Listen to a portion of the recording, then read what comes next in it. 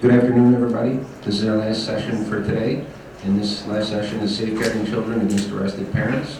I was lucky enough to see this presentation last year, and it's a fantastic presentation. You're going to gain a lot of knowledge, and it was so good we obviously brought him back for a second round. So to my right is Chief Champion from the Buffalo Police Department, and Allison Holohan. Thank you. Good afternoon, everyone. I noticed there's some coffee kicking in right now. This is the end of the day. It's good to see you and good to be with you. So my name is Chief Tommy Champion of the Buffalo Police Department. I'm the chief of our downtown district, which is essentially our business entertainment district on the west side of Buffalo. And I've been a chief for about a year now. I was formerly the captain of community policing and outreach for Buffalo Police Department. And I was able to work with Osborne Association and many of our other community partners in the implementation of safeguarding kids arrested parents. It's a topic that's very, very important, especially to us in policing and all over. And there's really good reasons as to why. So I'm not sure what brought you here today, and I'm sure a myriad of reasons probably did. It might be interest in the subject matter, it might be accreditation standards for your department, it might be seeking to try to find what best practices are for your department or your agency. Well, right now with the accreditation standards in New York, we've got several agencies that have been accredited, including the Buffalo Police Department, who were accredited a couple of years ago under our Commissioner Varden Lockwood. And with those standards, we were able to introduce safeguarding kids versus arrested parents as one of our policies and procedures, which our department officers have now as part of their training and part of our MOP, or what you would call your SOPs. Allison, do you want to introduce yourself? Yes. Hello, everybody. My name is Allison Holohan. I am the director for the New York Initiative for Children of Incarcerated Parents at the Osborne Association, which is a nonprofit. We are based in New York City, however, we do have offices in Buffalo as well as Newburgh, and we have programming inside most of the New York State prisons and in New York City's jails. We have a lot of community-based re-entry and diversion programs, as well as programming for young people whose parents have been either arrested or incarcerated. I am a licensed mental health counselor. I have been working with children and families for some decades. And I am really excited to be here today and talk about the collaboration that we've had with the Buffalo Police Department and highlight the importance of safeguarding children of arrested parents. Why are we here today? It really is kind of to provide a kind of why. You know, why do we need an accreditation standard? Why do we need a policy? We know and recognize that law enforcement agencies are doing a great job safeguarding children, but we're going to talk a little bit more about how the protocol can help. Also going to highlight some of the key components of an effective training for law enforcement on this issue. By no means is this a full training, but it will just kind of give you a sense of how you can really work with your local partners or someone like the Osborne Association to provide training that can really bring the policy to life and give the officers tools that they need to really provide children what they need when they're present during a parent's arrest. Thank you. And I believe in policing, one of the biggest detriments that we have is the tendency to work in silos. I think we can all attest to seeing that at certain points, right? There's almost an apprehension in bringing in community partners who have specialization or enhanced knowledge about a particular topic, typically because of a gamut of reasons, you know, one of which may just be, you know, there is some us versus them mentality that kind of formulates sometimes, and we have to acknowledge that. The idea that not many people understand what we deal with as police officers and can understand the circumstances we work with and the limitations that we as police officers have in doing our jobs. Those things are very real, absolutely, but I have to emphasize the importance of partnership. I know you heard us both mention partners.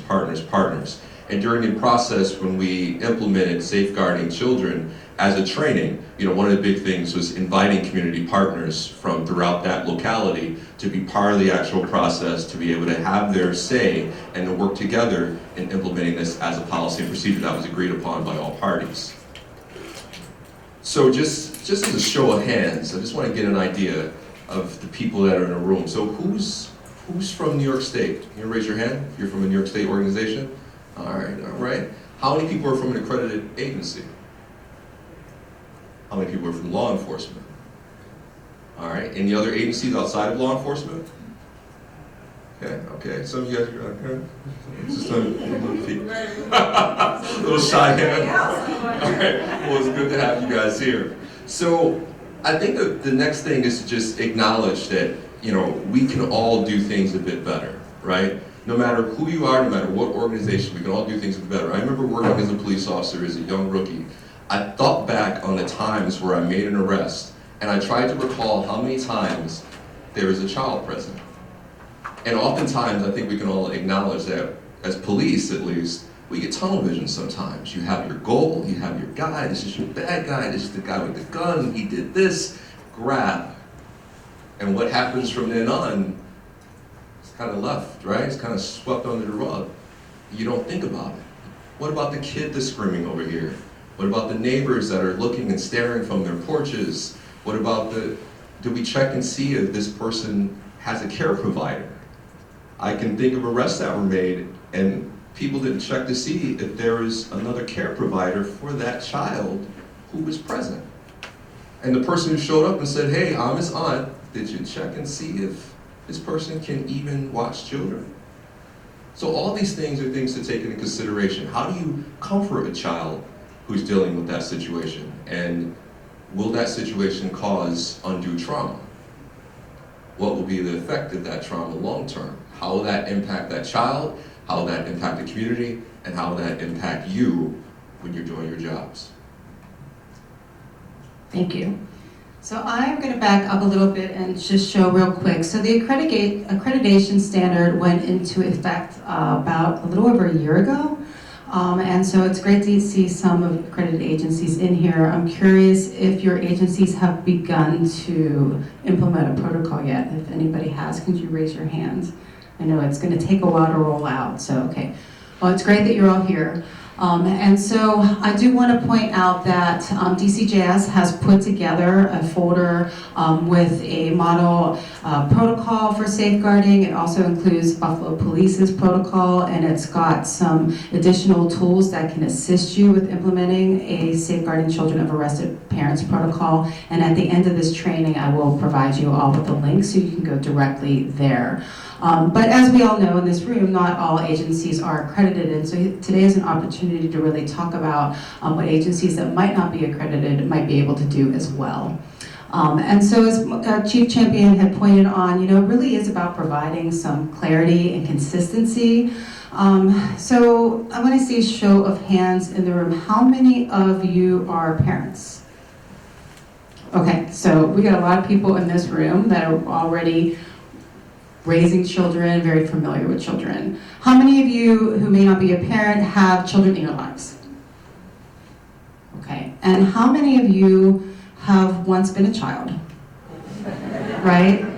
So, and I ask that question because when we do this training with law enforcement, I'm not law enforcement, that's not my specialty, but we always do the training with a co-facilitator, like I am today with Chief Champion. And what we bring in is the child development, the trauma, etc., that can really help benefit the officers. You think about the age of law enforcement, right? A lot of departments are very young, and a lot of those departments, the officers may not be parents yet. They may not have children. So while for some it might be like, oh, it's a no-brainer, I'm a parent, there are children in my lives, I know how to help safeguard them, we can't assume that everybody at the department has children in their lives, and if they do, know how to effectively deal with a child in crisis, right? So that's the big thing, how do you help calm a child that is going through a traumatic event?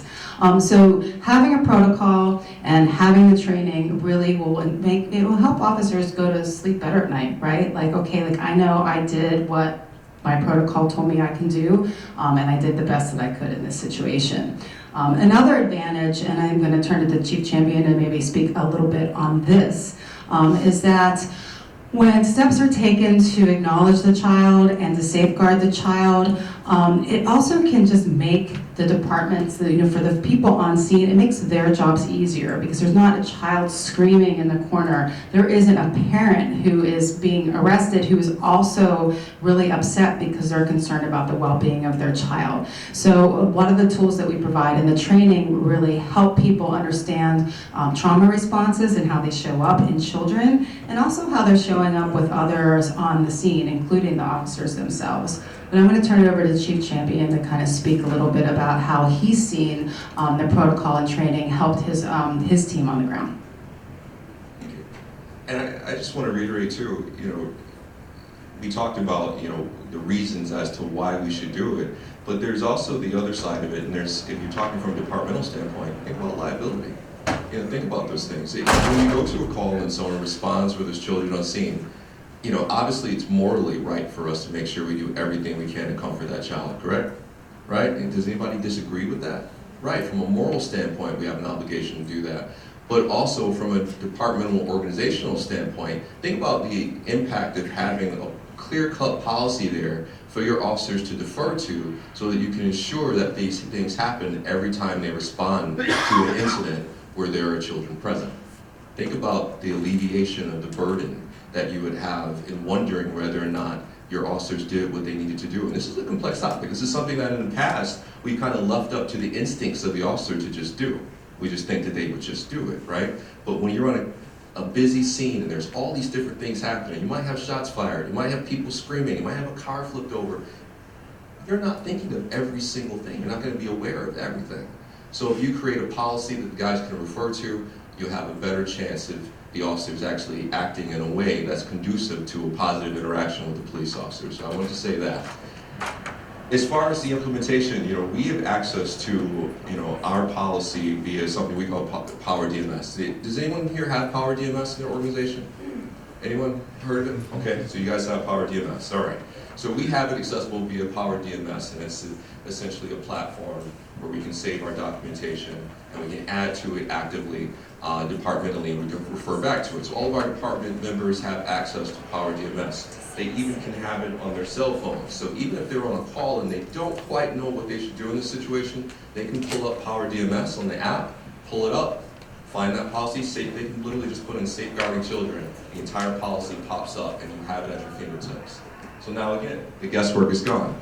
You know exactly what you need to do, you know exactly what the protocols are, you know exactly what you should be thinking about in this situation. And that even goes for the pre-planning when it comes to SWAT raids and narcotics raids and things. When you're doing your strategic pre-planning, it guides you to be able to look for certain things. Is there a child that's possibly in this home? Well, I need to document that and account for it before we actually take action in said raid to ensure that we take those precautions for a child being present. Can you guys hear me here? Yeah. Kind of? All right. Yeah. So I have a question for you. So one of the things that often comes up is people say, well, how often are children even present? So do you have a sense, and how are you keeping track on when children are present during an arrest? And it happens frequently. So we actually documented those situations, and we ask our officers to document it. It's actually added to our reporting. So that's being tracked, and obviously, just like we said in the pre-planning, we ask that our officers actually account for it and document it during those aspects as well. We lay out the policy so that the officers know exactly what to do. We actually try to assign an officer who's on scene to be the point person in situations where we have children there. I believe our community police officers and our neighborhood engagement team officers were some of the first officers who actually received the training, and some of them are a bit more better trained as well to be able to deal with youth, so we asked several of them to take the lead in certain situations involving youth as well. We were lucky enough to have certain organizations donate, stuffed animals and little books and things, other organizations that we keep departmentally, so that when we have interactions with kids, we actually pass those items out when we see them or when they're dealing with traumatic experiences. Our CPOs, we have a couple of CPOs over there, and a former CPO who's now a detective. A lot of their work involves with engaging with youth, and we rely on a lot of those resources to be able to keep and reaffirm our relationship with kids on a regular basis.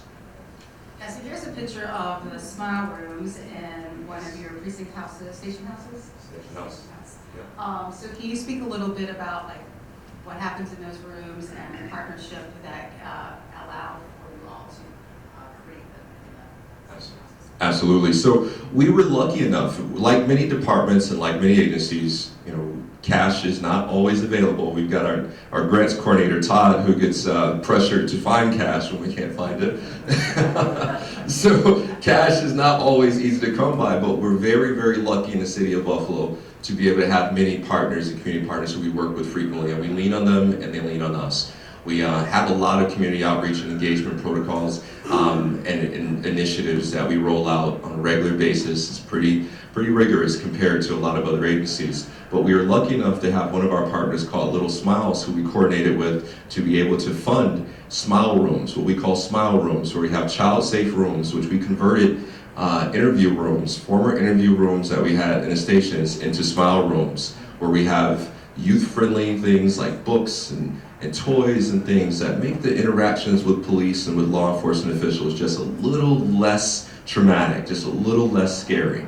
We try to make sure that we are, cognizant of how we talk to the youth when we speak to them, and also try not to make any promises to them, but also try to de-escalate things and talk to them and tell them, how do you feel right now? Are you okay? Do you need this? Hey, look at this. Try to distract them from the overall negative aspects of the dynamics of the circumstances that are surrounding them at that time period.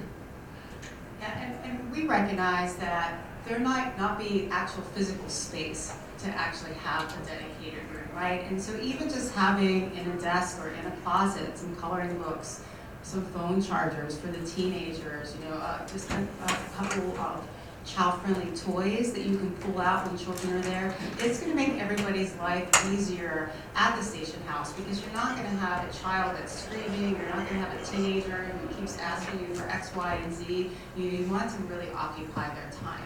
And so in addition to the benefits for safeguarding children, which of course is a priority, it really can make everybody else's life that is physically in the station house a little easier, because kids are entertained, right? And let's be honest, who's been on for more than 15 years? Hands? I know you guys remember trying to take care of kids and holding this kid in either it was a briefing room or it was a side closet room or possibly even a detective's interrogation room, and you're stuck there with this child trying to call CPS. I know you guys remember that.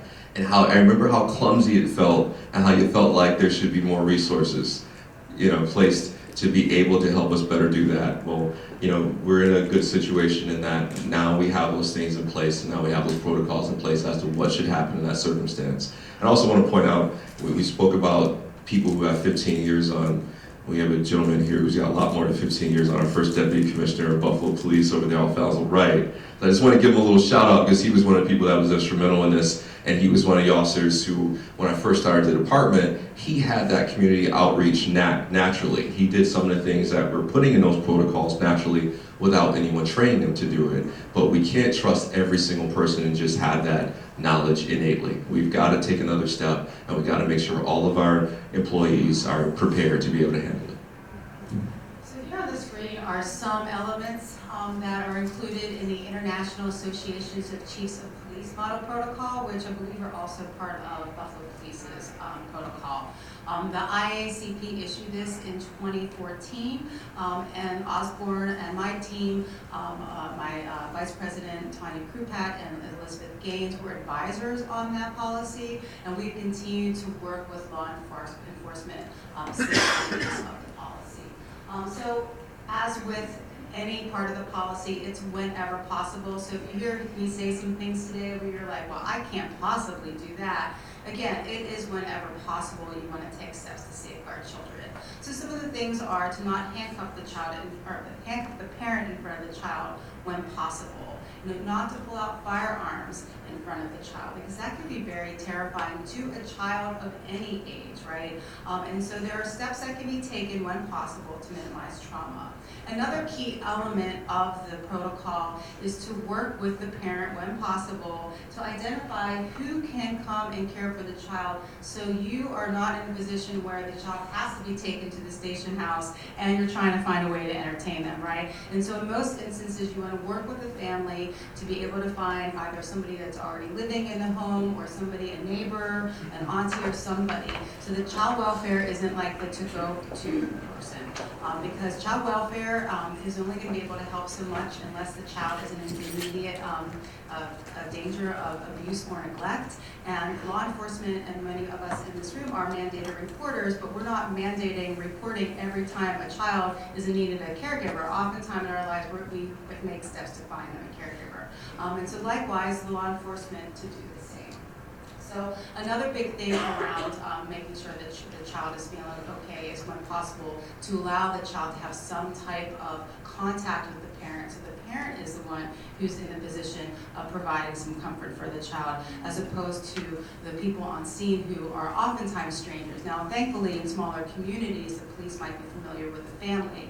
That said, nobody can comfort the child as much as somebody that they're seeing on a daily basis. So I'm going to show a video right now that was created by a group of young filmmakers who've experienced the incarceration of a parent. They're called Echoes of Incarceration. This is very short. They've put this together. They called this through some interviews over the years, and more recently a few interviews that we had specifically to create the video, just to give people a sense of what children are experiencing. Now keep in mind that these are their memories. These may not, they might not reflect what actually happened on scene, but as I'm going to unpack in a minute, when children are experiencing a traumatic event, their memories get fuzzy, and usually what sticks with them is their emotions that they had at that time. And that's why it's really important that people are equipped with the tools that they need to help calm children so that their emotions are not negatively affecting them for years to come.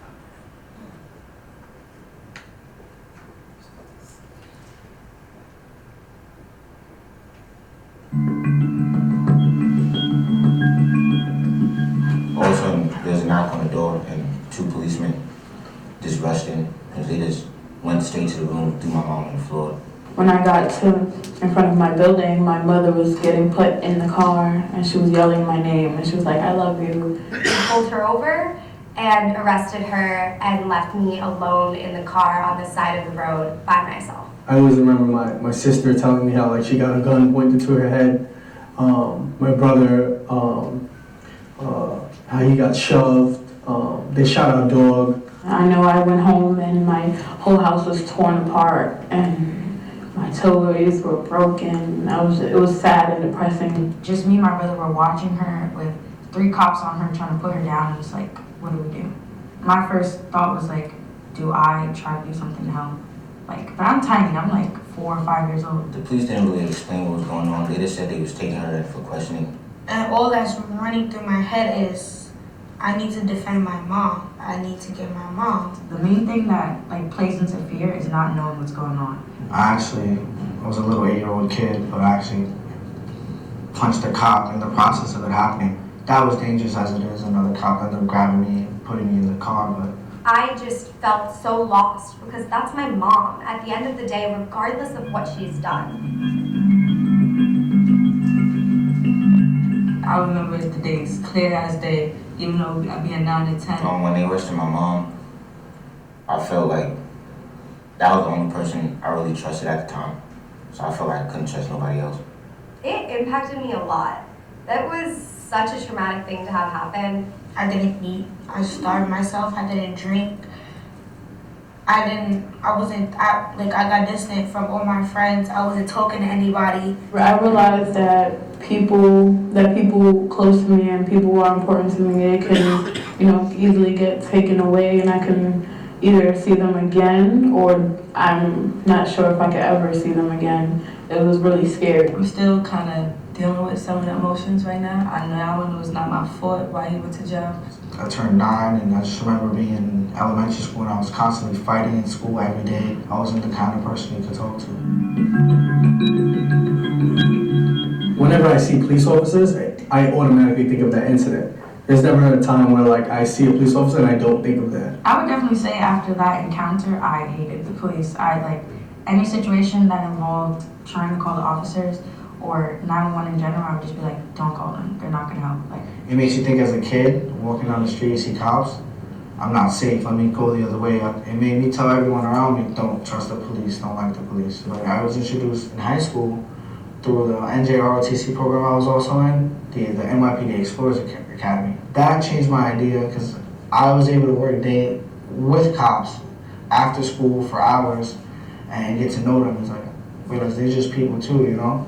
They're trying to keep people safe, they're trying to keep themselves safe. you know, over time, as I grew up a little, I understood that like they were just doing their job, but it was probably the way they went about it. When I eventually wanted to go into law enforcement, that's what I teach any young kid. They may scream at the cops or something. I'm like, look, if you treat them with the respect, most likely they'll treat you with respect right now.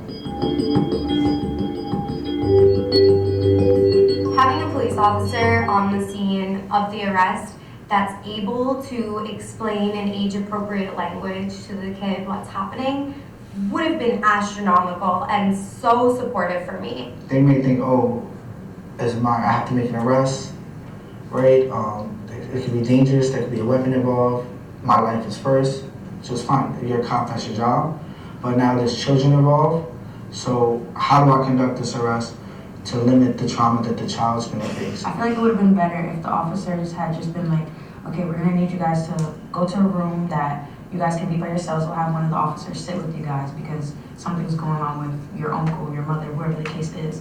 I feel like if the officers had done that, the trauma from witnessing it would have been less, like it would have less damage to how we are now. Also, I think providing the options of calling someone, another adult that the child is familiar with. If safety is good, I think it's important if you can avoid handcuffs and guns, because those, leave an impression in the child's mind. They could have talked to us a little, made us reassured us that, yeah, we're taking it down, but we're not. No one's gonna get hurt. And so a little kid doesn't think that, doesn't know that.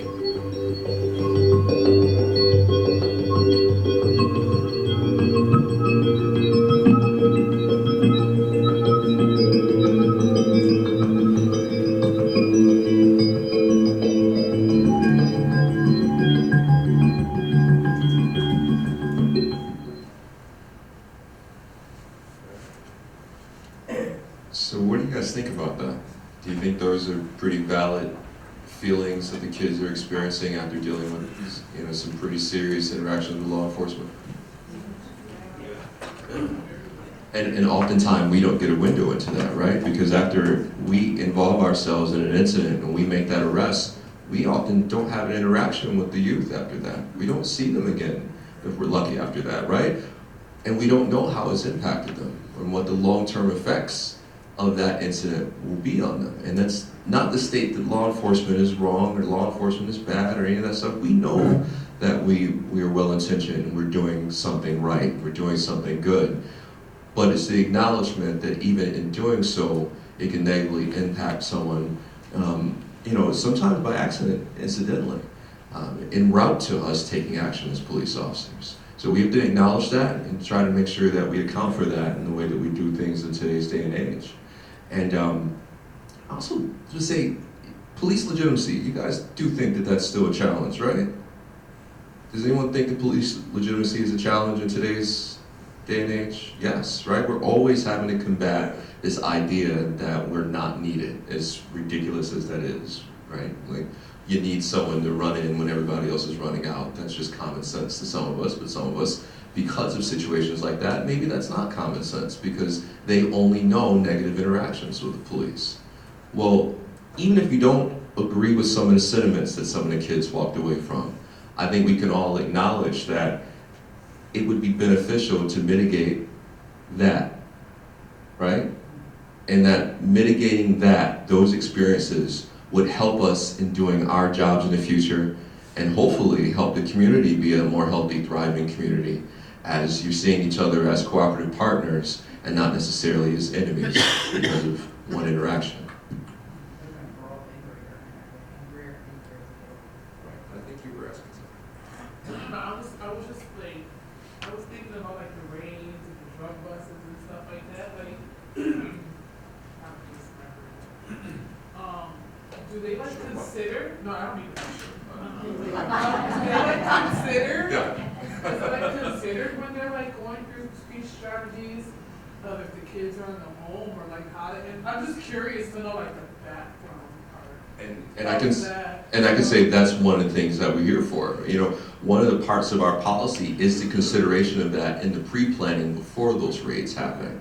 And that's part of the policy that the department would then be signing on to, is making sure that's part of our protocols. So 9 times out of 10, y'all know that there's kids in the home before. I don't know, 9 times out of 10. You know that there's, Right. you go in strategically. Our detectives, and we have one actually here with us, our detective sergeant, Uh-huh. Tom McCarthy, they actually look into those things before they take action. Okay. We do extensive background on the house, including visualize on it for multiple hours. Right. And we make sure if there are children in the home, if we do have to do a search warrant with the SWAT team on a house like that we do it at a time when the children are not going to be there, possibly during school That's what I hours, was we see trying- that they leave, or That's, we may do what's called a roadkill. When we know the suspect is in that home, we wait for them to leave the home, pull them over in a car, then come back where we're not coming with high-powered capacity weapon to the SWAT team, because now we have our target in custody who is the threat and danger. Then it's more we knock on the door, explain that they're the people in the house, children, That's very move them nice safely to know. before we go in. absolutely. We don't go, No. we don't do the opposite unless it's one of those where maybe there's a life or death situation. It's a Right, kidnapping, right. or it's a murderer, and we're not sure the safety of those kids is gonna be okay if we don't respond immediately on that. That's the SWAT team is very good in That's what I was in child narcotics. Everything we do is done geared on making sure in and out of the people is the same. It's,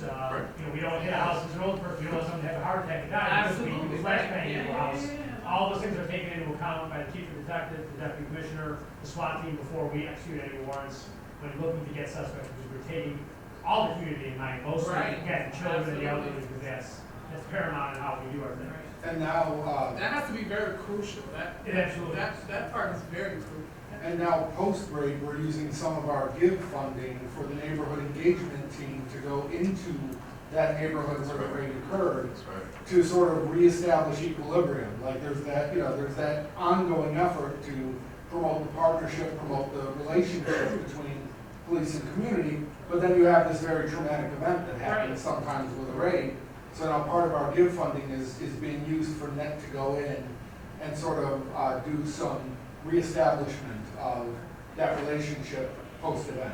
And does anybody know, he said net, does everyone know what net means, what he's referring to? So the Buffalo Police Department in 2018, started a team of police officers who were completely committed to literally just going out in the community and helping the community. It's called Neighborhood Engagement Team. And that was started by our then Commissioner Byron Lockwood under his command. And now it's a team of officers, they're pretty active. They go out there and they're active in all sorts of events, mentorship programs, sports, all sorts of things. They really make sure that they're embedded in the community, they maintain good relationships in the community. But we then wanted to make sure we included them on the process to make policing a bit more holistic.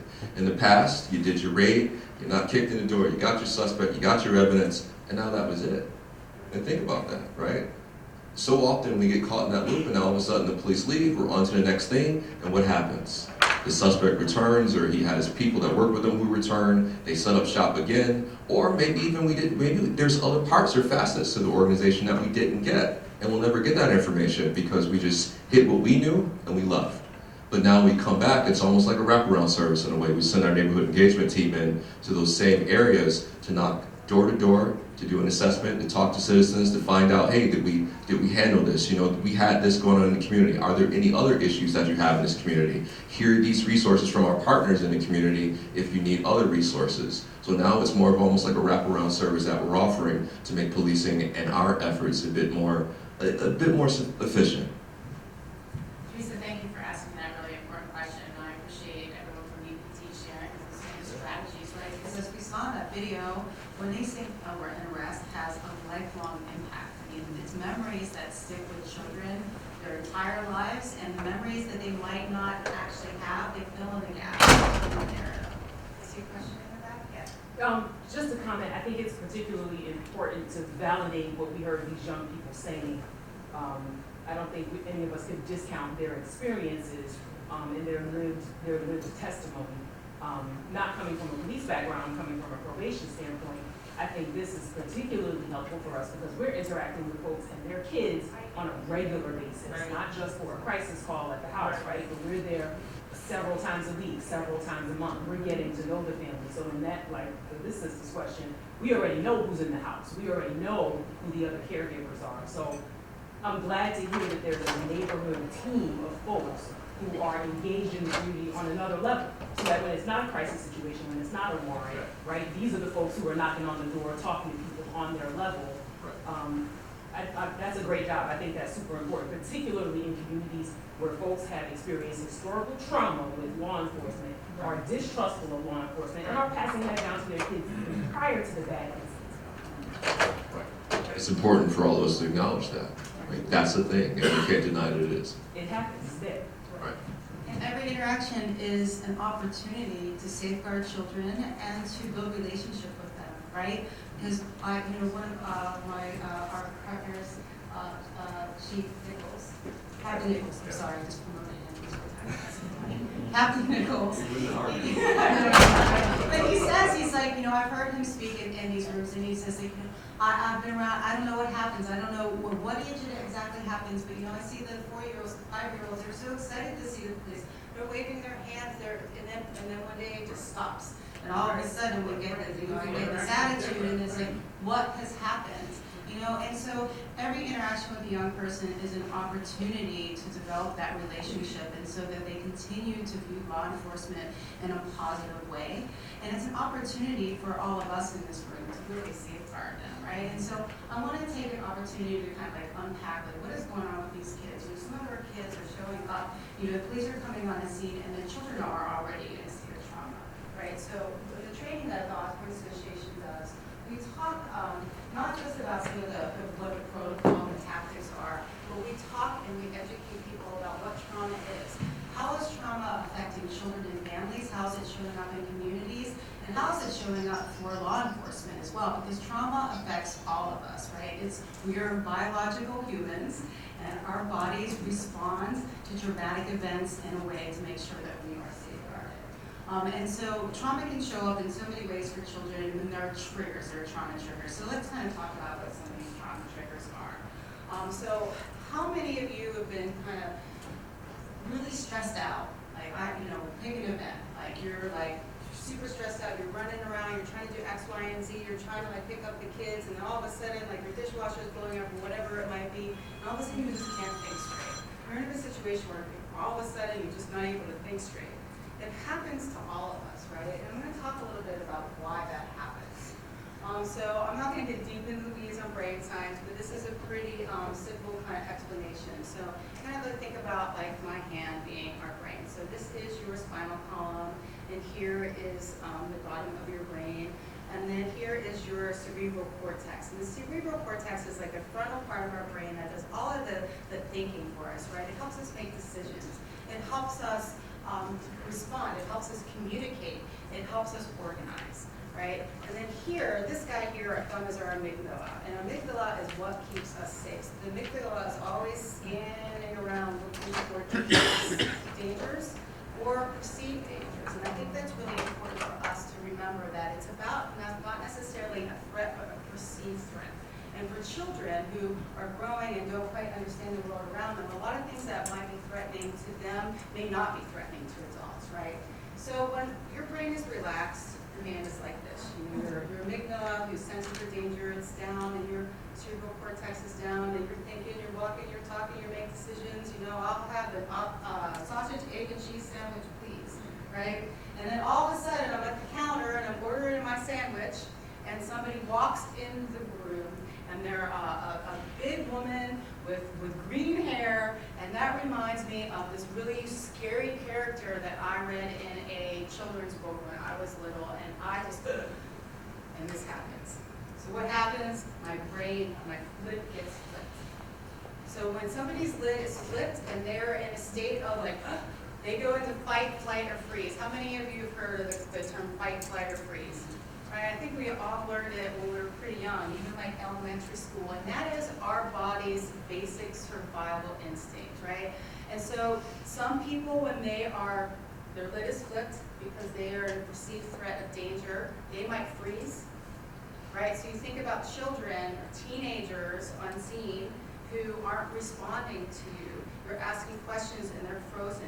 It's not necessarily because they're being disobedient or disobeying, it's because they are in survival mode. Their lid is flipped and their response is freeze.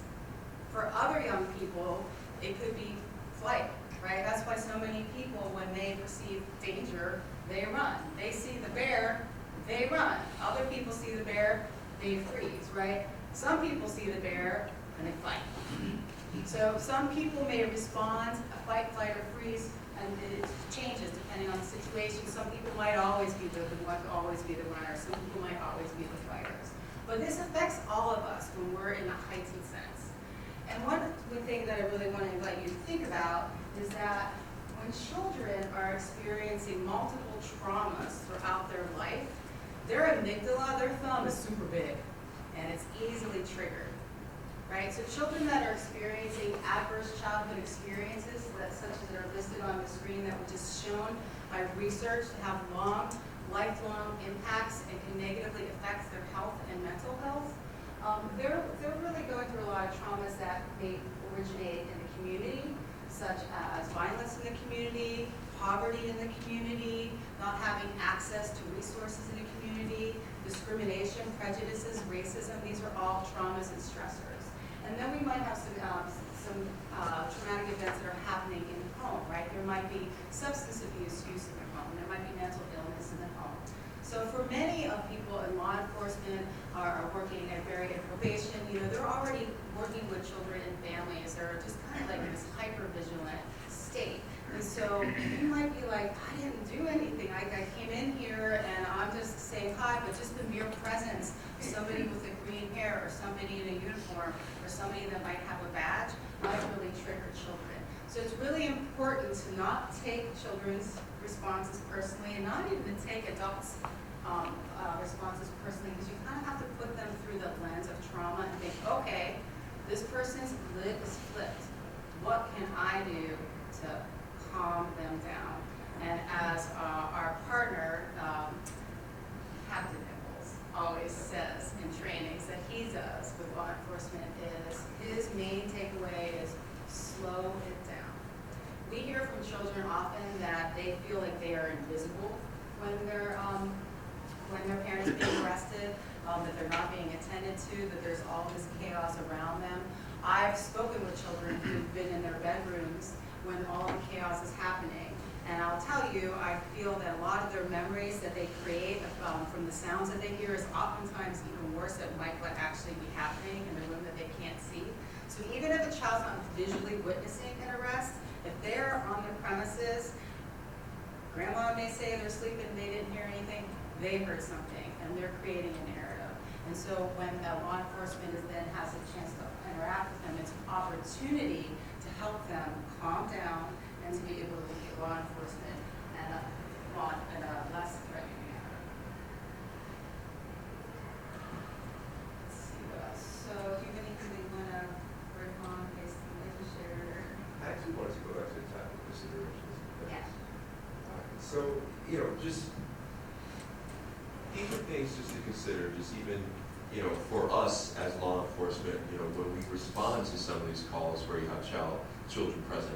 I can say that we recently, and this is interesting because this was one of the first calls that I had as a chief witnessing, my officers responding to a situation where there were children present.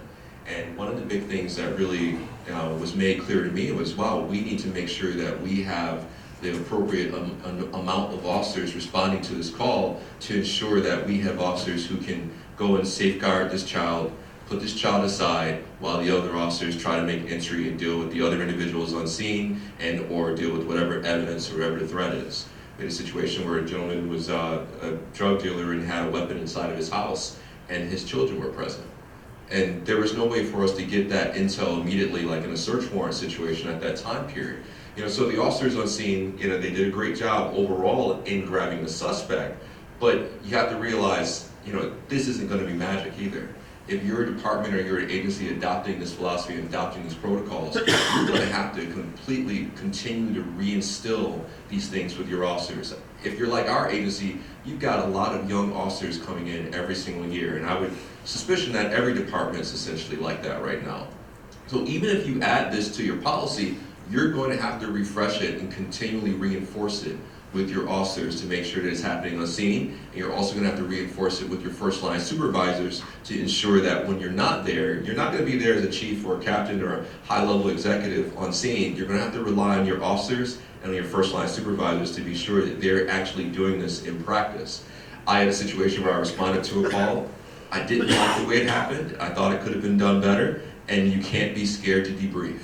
You can't be scared to call everyone back to the station house and do a debrief on the situation on the call and talk about what happened and what should have happened and how you're going to correct it in the future. And there were situations where I've had to do that, and there's also tactical considerations.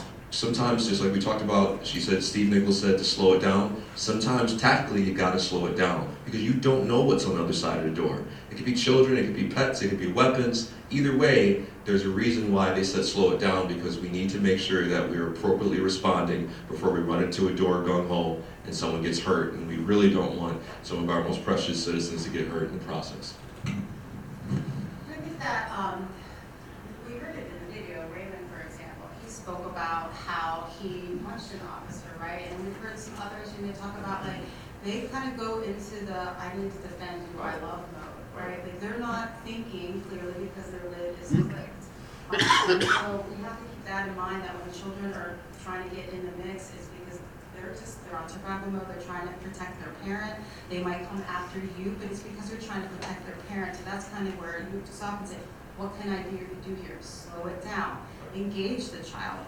I'm going to go into very shortly some really easy key takeaways about how you can communicate with children so that they're seen and heard and that they understand what is going on.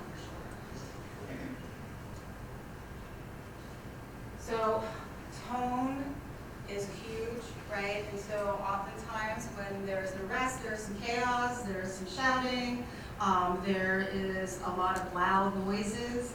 And so to be able to be calm, to be measured in your tone is really helpful for children. For younger children, getting down at their eye level is really critical because you don't seem like you're the big scary person with the green hair, right? You're down on their level, you're talking with them. You can convey compassion. You do need to be very careful about touching children. And I only say that because some children might be in this kind of like heightened sense, their lid is flipped, and so they're easily triggered, and touch might be something that can really set them off, right? And so we always recommend to offer a handout.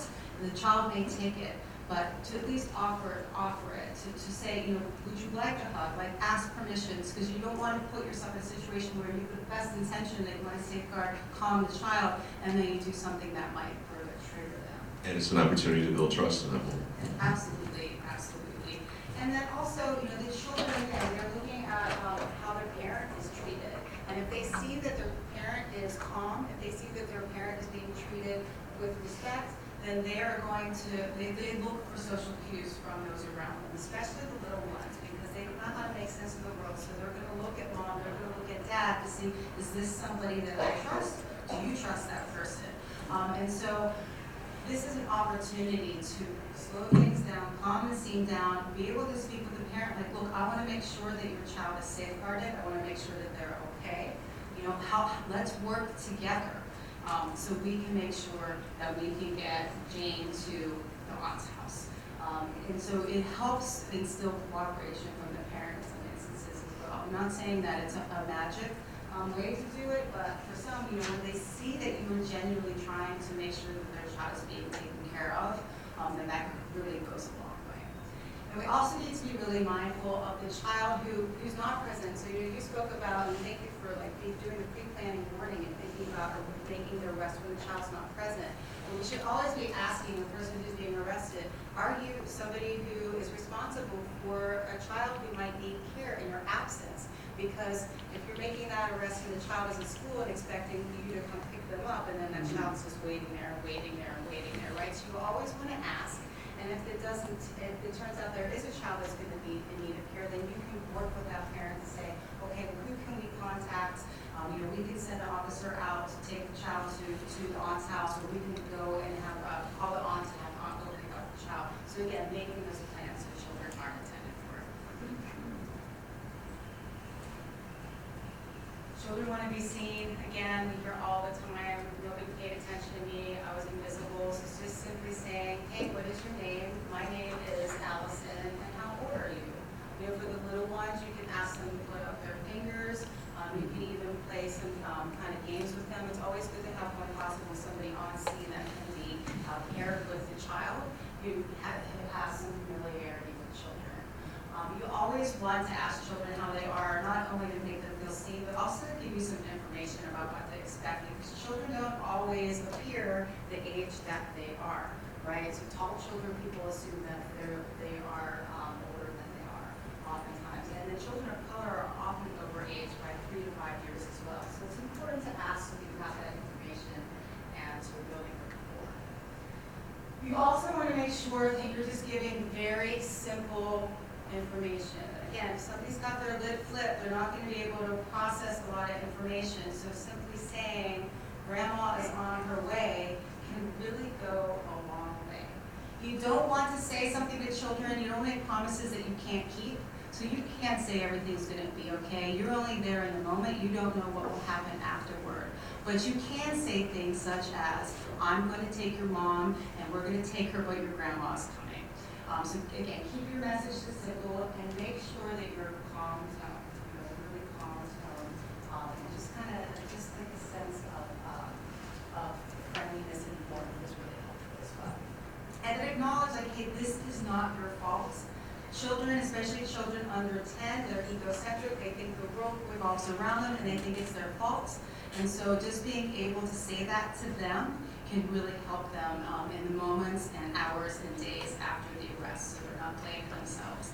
I've known many children who tell me that they think it's their fault that their parent is incarcerated because they didn't have anybody in their lives sharing with them the information and saying, hey, this is not your fault. And we're not saying this is the responsibility of law enforcement, right? It is all of our responsibilities, and we each have a part. And so when each person has the opportunity to message that to the child afterward, and it begins with that. Is there anything you want to add to this? Just going back to the point of the partnerships, and I would advise any agency who implements a strategy like this to make sure that you've got a partnership with agencies to provide, whether it be stuffed animals, coloring books, all those cues, those reassuring cues that you can present to a child. It works so well. It's such a simple thing, but just being able to talk softly, distract them at that time period, talk about something else, ask what their name is. Hi, I'm Officer so-and-so. Here, I've got something for you. Here's this stuffed animal. All those things are calming cues which will de-escalate the situation for the child. Yeah, some departments have car kits with stuffed animals or coloring books or books in the back. So if that's a possibility for your agency, we highly recommend that. Just like having something at the station house or the precinct, likewise having something in the car is going to be really helpful. So to the world you may be one person, but to one person you may be the world. So again, you want to put yourself in a child's shoes and think about, no matter what type of crime that parent has committed to that child, that's the parent. Right? And so it really needs to be approaching the situation with their eyes.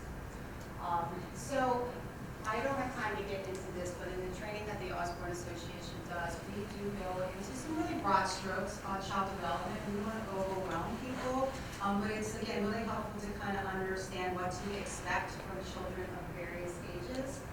So, and then how to respond. So certainly with all children, as I already mentioned earlier, you want to make sure you're not handcuffing the parent in front of the child, that you're not brandishing guns in front of the child, avoid using sirens when you can, for all children. And then for young children, really, when possible, want to try and not pry the child from the parent, because that is going to send the child in temper tantrums. How many of you have been parents of infants, toddlers? And how did they respond when they lost sight of you when they were a year and a half, 2 years old? I hear laughter from Chief Champion here, right? So it's and that's for all children. So when possible, you want to try and keep the child and the parent together. Now I know that is not an easy ask. But me, here is my role, child development, encourage that. And then if you can't have them together throughout the duration of the arrest, you might have the opportunity to reunite them once things calm down, so that that parent is tasked with fulfilling their parenting responsibilities and calming the child down, and it's not the officers on scene to do that. I am going to show, in the training Osborne does, we provide use some body cam to kind of bring some of the situations to life. So I just want to give you a little bit of sense of what that is. This is anybody from Rochester PD here? Yeah, one? Yeah, okay. This is body cam footage from Rochester, and I'm going to just show you this because this What's your name? Don't mention a lot. Your mom's okay, dear. Here, your mom's okay. My name is Connor. What's your name? My name is Connor. What's your name, dear? Honey, what's your name? Can you hold my hand? Can you hold my hand? You're okay. You're okay, dear. Mommy's okay. Mom, look at me. Look at me, dear. Mommy's okay. Hi there. Do you like books? You like books? Do you want to read one of these books with me? Which one do you like? Do you want to pick? Pick them up. This one? All right, let's read this one. Okay, can I see it? I'll open it for you.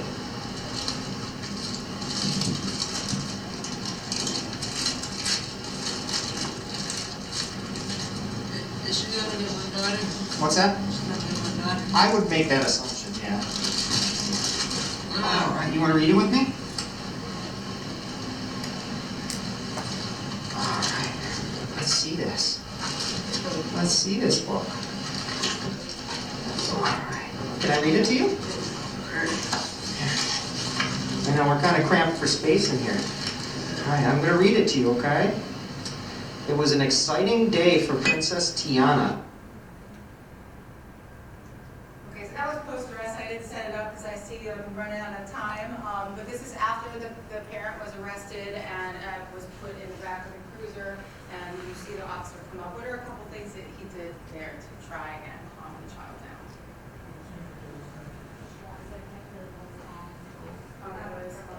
Yeah, got down a level. Introduced himself, right? What's your name? Offered his hand. He didn't grab her hand, but he offered, and then you saw like she put her hand out because she needed some contact, some physical contact to calm her down, right? And then he had a book, so he obviously had a book and the cruiser, right? So these are some steps that officers can take. Oh, and they also messaged that grandma was on the way, right? And letting mom know grandma was on the way, because before we got to this part, mom was really upset.